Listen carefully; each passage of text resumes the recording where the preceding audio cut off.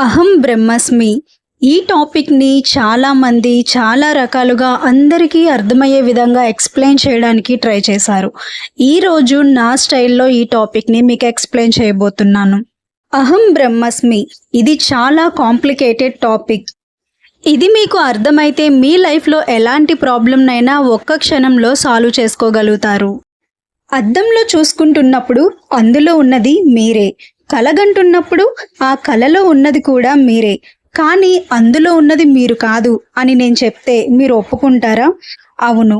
అద్దంలో చూసుకున్నప్పుడు కలగంటున్నప్పుడు అందులో ఉన్నది మీరు కాదు. కానీ ఆ రెండింటిని అబ్జర్వ్ చేస్తూ కాన్షియస్‌గా ఒక సాక్షిలాగా నిలబడి ఉన్నారు కదా! అది మాత్రమే మీరు. అవును. ఇదే నిజం. ముందే చెప్పాను కదా! ఈ టాపిక్ కొంచెం కాంప్లికేటెడ్‌గా ఉంటుంది. వినడానికి వింతగాను, నమ్మడానికి ఆశ్చర్యంగాను అనిపిస్తుంది. మీకు ఒక బియాండ్ మెచ్యూరిటీ లెవెల్స్ ఉన్నప్పుడు మాత్రమే ఈ టాపిక్‌ని ఈజీగా క్యాచ్ చేయగలుగుతారు. అంతవరకు ఈ వీడియోని మళ్ళీ మళ్ళీ వినండి. మీరెప్పుడైనా ఇలా ఆలోచించారా? అసలు నేనెవరు? ఇక్కడికి ఎందుకొచ్చాను? చాలా విషయాలకి ఎందుకు సఫర్ అవుతున్నాను? అసలు నేను ఎవరు? ఈ ప్రశ్నకు సమాధానం దొరికితే లైఫ్‌లో చాలా ప్రాబ్లమ్స్‌కి ఒక్క క్షణంలో సొల్యూషన్ దొరుకుతుంది.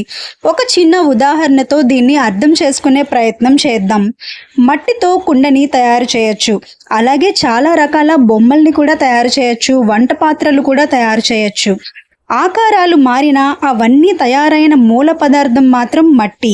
అలాగే శరీరం మారుతుంది, పరిస్థితులు మారుతాయి. కానీ అన్నింటిలోనూ ఉన్న ఆత్మ స్వరూపం ఒకటే. ఇప్పుడు నేను మీ ముందు 3 పిక్చర్స్ ఉంచాను. అందులో మొదటిది మీకు 5 సంవత్సరాలు ఉన్నప్పటి ఫోటో, రెండోది మీకు 15 సంవత్సరాలు ఉన్నప్పటి ఫోటో, మూడోది మీకు 25 సంవత్సరాలు ఉన్నప్పటి ఫోటో. ఈ 3 పిక్చర్స్లో ఉన్నది మీరు కాదు. ఎందుకంటే 5 సంవత్సరాల నుండి 25 సంవత్సరాల వరకు మీలో ఎన్నో మార్పులు జరిగాయి. ఫిజికల్లీ, ఎమోషనల్లీ, స్పిరిచువల్లీ, శారీరకంగాను, మానసికంగాను మీలో ఎన్నో మార్పులు వచ్చాయి.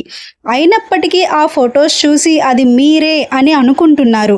అసలైన మీరు ఎవరంటే వీటన్నింటినీ గమనిస్తున్న ప్రస్తుతంలో ఉన్న మీరు మాత్రమే. జరిగిపోయినదంతా ఒక మాయ, అది నిజం కాదు, ఒక అబద్ధం. జరుగుతున్న ప్రతిదాన్ని గమనిస్తూ ఒక సాక్షిగా నిలబడిన మీరు మాత్రమే నిజం. ఒక రకంగా చెప్పాలి అంటే living in the present moment అన్నమాట. మీ శరీరాన్ని మీరు గమనించగలరు, కానీ మీరు మీ శరీరం కాదు. మీ ఆలోచనలని మీరు గమనించగలరు, కానీ మీరు మీ ఆలోచనలు కాదు. మరి మీరు ఎవరు? మీ లోపలి నుండి అన్నింటినీ చూస్తూ పరిస్థితుల్ని గమనిస్తున్న ఒక ఆత్మ స్వరూపమే మీరు. ఈ బయటి ప్రపంచం మీ లోపలికి ఎంటర్ అయ్యే మొదటి మార్గం మీకున్న 5 సెన్సెస్. ఈ సెన్సెస్ ద్వారా వస్తున్న ఇన్ఫర్మేషన్ని మీ మైండ్ మీకు ఎలా చూపిస్తుందో అదే మీరు చేస్తారు. క్లియర్గా చెప్పాలంటే ఈ బయట ప్రపంచానికి నీకు ఎలాంటి సంబంధం లేదు. నువ్వే దానితో అటాచ్ అవుతున్నావు. నీకున్న ఈ 2 కళ్ళతో నువ్వు ఎంత దూరం చూడగలుగుతున్నావు? నువ్వు చూడలేనంత మాత్రాన ప్రపంచం లేదు అని అర్థం కాదు. ఈ క్షణంలో ప్రపంచంలో ఎన్నో జరుగుతున్నాయి. నువ్వు ఉన్నా జరుగుతాయి, లేకపోయినా జరుగుతాయి. వాటితో నీకు ఎలాంటి సంబంధం లేదు. కేవలం నీ 5 సెన్సెస్ ద్వారా ఫీల్ అయిన ప్రపంచానికి మాత్రమే నువ్వు అటాచ్ అవుతున్నావు, సఫర్ అవుతున్నావు. నీ చుట్టూ జరుగుతున్న ఈ మాయకి నీకు ఎలాంటి సంబంధం లేదు. అది న్యాచురల్గా జరుగుతున్న ఒక ప్రాసెస్ మాత్రమే. ఈ ప్రాసెస్ని నీకు ఉన్న 5 సెన్సెస్తో ఎంజాయ్ చేయకుండా వాటిని ఎమోషనల్గా కంట్రోల్ చేయాలని ట్రై చేసి పర్సనల్గా సఫర్ అవుతున్నావు. గుర్తుపెట్టుకో, నీ కళ్ళ ముందు జరిగే ప్రతి ఒక్క సంఘటనని పాజిటివ్గా ఒక న్యాచురల్ వేలో కాన్షియస్గా ఫీల్ అవ్వడానికి మాత్రమే నువ్వున్నావు. కానీ దాన్ని అడాప్ట్ చేసుకొని కంట్రోల్ చేయాలని ట్రై చేసి బాధపడడానికి కాదు. ఈ క్షణంలో మాత్రమే బ్రతుకు. గతాన్ని, భవిష్యత్తుని నువ్వు కంట్రోల్ చేయలేవు. మనుషుల్ని, పరిస్థితుల్ని కూడా నువ్వు కంట్రోల్ చేయలేవు. కాబట్టి బయట ప్రపంచంలో జరిగే వాటిని మార్చాలని ప్రయత్నించుకు. నీ లోపలి ప్రపంచాన్ని మార్చి అప్పుడు ఈ బయట ప్రపంచాన్ని చూడు. Living in the present moment అనేది అర్థమైంది కాబట్టి ఇప్పుడు మన ఆలోచనల మీద పట్టు ఎలా సాధించాలి అనేది చూద్దాం. థాట్స్ అనేవి గతంలో మనం ఫేస్ చేసిన experiences and fears and desires నుండి మన మైండ్ ఒక ప్యాటర్న్ని తయారు చేసుకొని థాట్స్ అనేవి క్రియేట్ చేస్తుంది. ఈ థాట్స్ 2 రకాలుగా ఉంటాయి. ఒకటి విల్ఫుల్ థాట్స్, 2 ఆటోమేటిక్ థాట్స్. మొదటగా మనం ఈ విల్ఫుల్ థాట్స్ అంటే ఏంటో తెలుసుకుందాం. విల్ఫుల్ థాట్స్ అంటే మనం ఇంటెన్షనల్గా తయారు చేసుకునే ఆలోచనలు. ఉదాహరణకి కళ్ళు మూసుకొని ఒక అందమైన సీతాకోక చిలుకని మనకి నచ్చిన రంగులతో చాలా డీటెయిల్డ్గా మైండ్లో పర్ఫెక్ట్గా ఇమాజినేషన్ చేసుకోవాలి. ఇప్పుడు మనం దాన్ని విజువలైజేషన్ చేయగలుగుతాం. దీన్నే విల్ఫుల్ థాట్స్ అని అంటారు. అంటే మనం ఇంటెన్షనల్గా కావాలని తయారు చేసుకొని విజువలైజేషన్ చేస్తున్న థాట్స్ అన్నమాట. రెండోది ఆటోమేటిక్ థాట్స్. ఇవి మీ ప్రమేయం లేకుండానే వచ్చే ఆలోచనలు.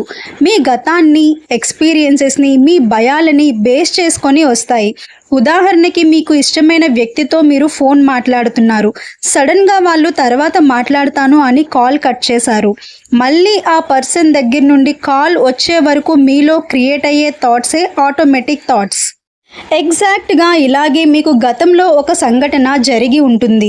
మీరు ఎంతో ఇష్టపడే వ్యక్తి ఇలాగే ఒకసారి కాల్ మాట్లాడుతూ సడన్గా కాల్ కట్ చేసి మళ్ళీ తిరిగి చేయలేదు. మీరు కాల్ చేసినా కూడా సరిగ్గా ఆన్సర్ చేయకుండా నాకు ఇష్టం లేదు అన్నట్టు మాట్లాడారు.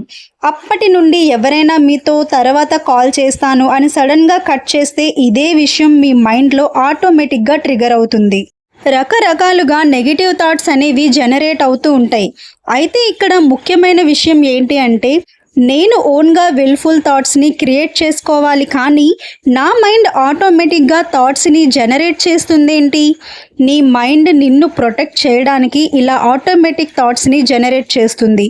గతంలో జరిగిన విషయాలని నువ్వు మర్చిపోకుండా నీ మెమొరీలో వాటిని స్టోర్ చేసుకున్నావు కాబట్టి అలాంటి సంఘటనలు రిపీట్ అయినప్పుడు నువ్వు క్రియేట్ చేసుకున్న ఈ బ్లాకేజెస్ని నీ మైండ్ రిలీజ్ చేయడానికి పదే పదే ట్రై చేస్తుంది.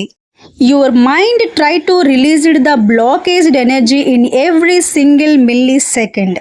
ఈ విధంగా చూస్తే ప్రతిరోజు నువ్వు ఎన్ని రకాల నెగిటివ్ మెమోరీస్తో నీ మైండ్లో ఒక థాట్స్ లూప్ని క్రియేట్ చేసావు, అందులో చిక్కుకొని సఫర్ అవుతున్నావు. నీ మైండ్ అనేది నువ్వు థాట్స్ రూపంలో బ్లాకేజ్ చేసిన ఈ నెగిటివ్ ఎనర్జీ అంతా కూడా ఆటోమేటిక్ థాట్స్ రూపంలోనూ డ్రీమ్స్ రూపంలోనూ రిలీజ్ చేయడానికి ట్రై చేస్తూ ఉంటుంది. ఇక్కడ మనం అర్థం చేసుకోవాల్సిన విషయం ఏంటి అంటే మనుషుల్ని కానీ పరిస్థితుల్ని కానీ మనం మార్చలేము. కాబట్టి వాటితో అటాచ్మెంట్ పెంచుకొని అనవసరంగా సఫర్ అవ్వకుండా చాలా రిలాక్స్డ్గా ఉంటూ మన చుట్టూ జరిగే విషయాలన్నింటినీ కూడా కేవలం అబ్జర్వేషన్ చేయాలంతే. మన శరీరం అనేది పుడుతుంది, పెరుగుతుంది, మారుతుంది, చివరికి ఒక రోజు నశిస్తుంది.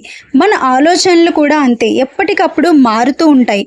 ఒక క్షణం ఆనందం, మరో క్షణం బాధ, ఒకరోజు ధైర్యం, మరో రోజు భయం. అయితే ఈ మారుతున్న శరీరాన్ని, మారుతున్న ఆలోచనలని అన్నింటినీ గమనిస్తున్నది ఎవరు? ఒక చిన్న ఉదాహరణ చూద్దాం.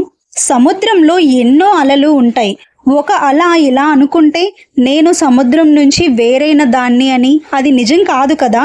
అల అనేది రూపం వేరు, పేరు వేరు, కానీ దాని అసలు స్వరూపం ఏంటి అంటే నీరే. అదేవిధంగా మనుషులు వేర్వేరు శరీరాలతో, పేర్లతో, వ్యక్తిత్వాలతో కనిపించిన వేదాంత దృష్టిలో వాటి వెనుక ఉన్న చైతన్య మూలం ఒక్కటే. ఇదే భావాన్ని అహం బ్రహ్మస్మి అనే ఈ వాక్యం చూపిస్తుంది. మరి ఈ జ్ఞానం మన జీవితాన్ని ఎలా మార్చుతుంది? మన విలువను ఇతరుల అభిప్రాయాలతో కొలవడం అనేది తగ్గుతుంది. ఎవరైనా మనల్ని పొగిడితేనే మనం గొప్పవాళ్ళం కాదు, ఎవరైనా మనల్ని విమర్శిస్తేనే మన విలువ తగ్గిపోదు. విజయం వచ్చినప్పుడు పొంగిపోకుండా, ఓటమి వచ్చినప్పుడు కుంగిపోకుండా జీవితాన్ని మరింత ప్రశాంతంగా చూడగలుగుతాం. ఎందుకంటే నేను సాధించినది మొత్తం నా స్వరూపం కాదు, నేను కోల్పోయింది మొత్తం కూడా నా స్వరూపం కాదు అనే ఒక అవగాహన కలుగుతుంది. అహం బ్రహ్మస్మి అంటే అహంకారం కాదు. నిజమైన ఆత్మజ్ఞానం పెరిగే కొద్దీ అహంకారం తగ్గాలి, ద్వేషం తగ్గాలి, భయం తగ్గాలి, ఇతరుల పట్ల గౌరవం, కరుణ పెరగాలి. ఎందుకంటే నాలో ఉన్న చైతన్యమే ఇతరుల్లో కూడా ఉంది అనే భావన కలిగినప్పుడు మన దృష్టి మారుతుంది. అసలు నేను ఎవరు అని ప్రశ్నించుకున్నప్పుడు నేను నా పేరు కాదు, ఉద్యోగం కాదు, డబ్బు కాదు, నా శరీరం కూడా నేను కాదు, నా విజయాలు, నా వైఫల్యాలు ఇవన్నీ నేను కాదు. ఇవన్నీ మారిపోయినా నేను మాత్రం అలాగే ఉన్నాను అనే అనుభూతి మాత్రం కొనసాగుతూనే ఉంటుంది. ఆ నేను ఉన్నాను అనే చైతన్యాన్ని తెలుసుకోవడమే అహం బ్రహ్మస్మి అంటే. అహం బ్రహ్మస్మి అనేది కేవలం ఒక మంత్రం కాదు, అది మనల్ని మనం ప్రశ్నించుకునే ఒక మార్గం. నేను ఎవరు? నా నిజమైన స్వరూపం ఏంటి? నా జీవితానికి అసలు అర్థం ఏంటి అనే ప్రశ్నలకు లోపలికి తిరిగి సమాధానం వెతకమని చెప్పే ఒక ఆధ్యాత్మిక సందేశం. బయట ప్రపంచాన్ని గెలవడానికి ముందు మనల్ని మనం తెలుసుకోవాలి.